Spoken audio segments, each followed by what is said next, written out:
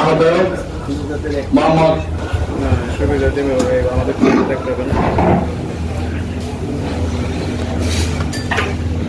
সকলকে আসসালামু আলাইকুম। আজকে আসলে পরিত্রাণের যে উপায় এটা, তো এটা নিয়ে আসলে একদম দেশে এবং সারা বিশ্বে কয়েক ধরনের ঝামেলা হচ্ছে।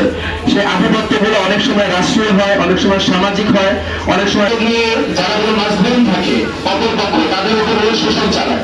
এই ইমপ্লিমেন্টেশনের বিষয়ে একভাবে আমরা দেখতে পাচ্ছি যে তারা সাময়িক ঘটনা করবেন, অপর পক্ষের নির্দেশনটা কমাতে হবে আমাদেরকে।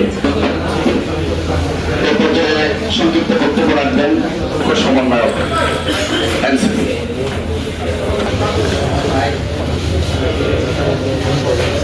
সংকট যেটা, এটা নিয়ে আমি যে কথাটা বলবো এটা আপনাদের অনেকেরই পছন্দ হবে না, কিন্তু আমাদের চলমান সংকটের প্রথম স্তম্ভ ছিল আপনারা আলেমগণ যারা, তারা আমরা যখন দেখি যে স্কিল লাগে ওইটা আস্তে আস্তে আমরা হচ্ছে ওই চর্চাটা কমিয়ে দিচ্ছি। আমরা যদি দেখি যে আমরা হচ্ছে যে অনেক আগে আব্বাসীয় স্বর্ণযুগ যখন